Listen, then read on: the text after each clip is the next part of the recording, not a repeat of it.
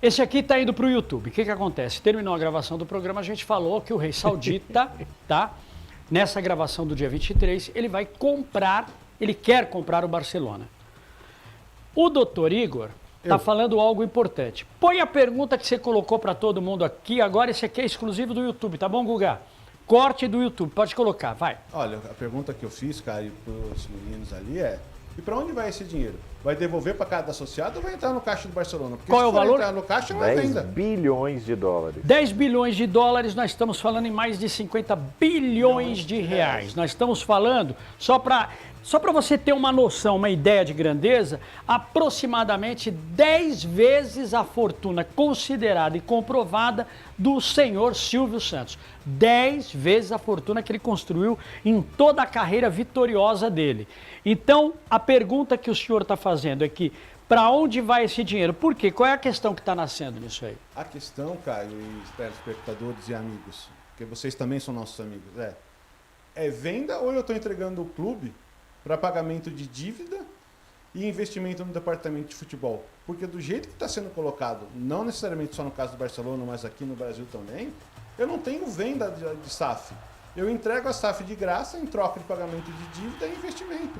Mas a venda, do que se beneficia o clube com essas famosas vendas de SAF? Tá, mas vamos lá, o modelo associativo, então tem que ter uma persona que se beneficia disso. Esse dinheiro iria para o caixa para depois ser administrado pela própria SAF? Não, isso tudo eu estou entendendo. Ele iria para o CNPJ do clube associativo, que cria a SAF e vende de 10% a 90% dela. Se bem que pode vender 100%. Eu vendo, por exemplo, no Brasil, 1 bilhão, 6 bilhões, seja o que for, e o clube associativo teria que receber esse dinheiro no caixa, mas não é o que acontece. Nas propostas que a gente vê, eu assumo a dívida e invisto no departamento de Não, futebol. tudo bem, porque também às vezes pega o clube também todo estourado. Quer dizer, aí você se aproveita de uma jogada ali. Ficou claro para vocês a dúvida do doutor? Sim, claro. O que você entendeu? É uma situação difícil porque é o seguinte, eu entendi, mas a pergunta que eu fiz pra ele é o seguinte: tá bom, vamos então separar os associados e só a parte do futebol. E aí? Você tá vendo a parte do futebol, hein? E essa parte do futebol não tem nada a ver com a parte dos associados do CNPJ. É um outro CNPJ. É um outro CNPJ, uma outra pessoa jurídica que nasce livre das dívidas. Só que aí a questão é essa. Decretou falência, pronto. Se decretou falência e Entre aspas. E o clube fica com 10% da SAF, aquele ativo também tem que ir na massa falimentar.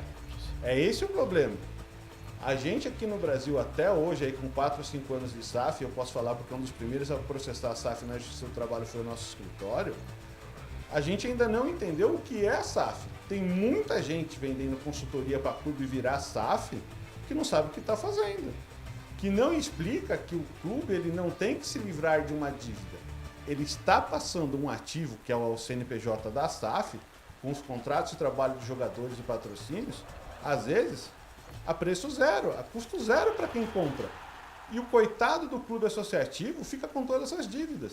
O que não pode acontecer, não deve acontecer, porque quando o associado vai votar pela SAF, ele tem que ver também o quanto vai entrar no caixa do clube associativo. Ô, doutor Igor, isso pode estar acontecendo porque então estão ignorando a parte associativa, quer dizer, os outros esportes, todos os outros... Exatamente, a parte social, está esquecendo tudo isso. E estão pensando só em futebol. Só em futebol, porque o associado, que também é torcedor em algumas vezes, na maioria dos casos, ele quer ver o clube de futebol ganhando, porque ele acha que se ele não virar SAF hoje, ele não vai ter condições de competir, mas o associado ele tem o dever de zelar pelo clube, pelo patrimônio do clube. É um ativo difícil de você poder mensurar, né? Porque, vamos lá, a gente pega um clube, por exemplo, né, o Badão? Você pega o Corinthians, né? Óbvio que não estamos discutindo aqui, porque não está em caso, ninguém falou aqui que quer comprar um Corinthians ou não. Com certeza deve ter. Mas você pega o Corinthians, tá? Tem a dívida. A dívida gerada pelo clube no negócio futebol. Só que você tem a parte também do associado, que é as piscinas, que são os clubes poliesportivos, que são os outros esportes, o estádio, tudo aquilo. Se bem que o estádio também, né? No caso do Corinthians, nem vem no caso aqui, no modelo atual, né? Agora, o que eu quero dizer é o seguinte, o que o senhor está colocando é que quando uma SAF entra num clube, se pensa só em futebol, mas se esquece que tem os contratos, tem a base, outro dia que você falou, a valorização. Mas e aí, então? Onde que está o erro disso aí? achar que a SAF é a salvação de toda a lavoura e que isso vai resolver. Vamos pegar o modelo do Real Madrid. O Real Madrid quer fazer uma SAD, que é a mesma coisa de uma SAF, e quer vender só 10%. Ele não quer se livrar do departamento de futebol do Real Madrid. Ele quer o dinheiro de 10% da venda dessa SAD para movimentar ao clube e à equipe de futebol. É uma outra dinâmica daquilo que a gente vê no Brasil. No Brasil, o que os clubes fazem?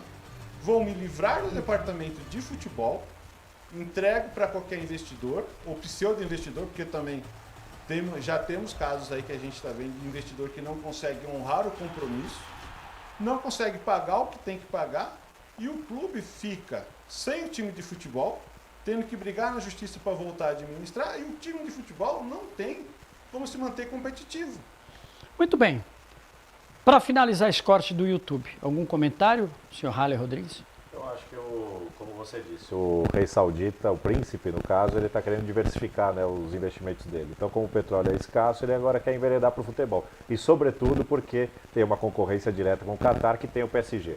Né? Então, se o Qatar conseguiu ter o PSG, nada melhor que a Arábia Saudita, que investe pesado no futebol, ter também uma equipe gigante como o Barcelona. E você tem muita razão quando você diz isso, porque, segundo informações que a gente recebe vindo de lá, e eu já tive reunião, inclusive com o representante do Emir de lá, dos Emirados, na negociação da compra do campeonato de lá, né, o campeonato nacional, a gente sabe que existe uma rivalidade gigantesca. O Qatar teve a Copa deles e a Arábia Saudita fez de tudo e conseguiu a Copa dela.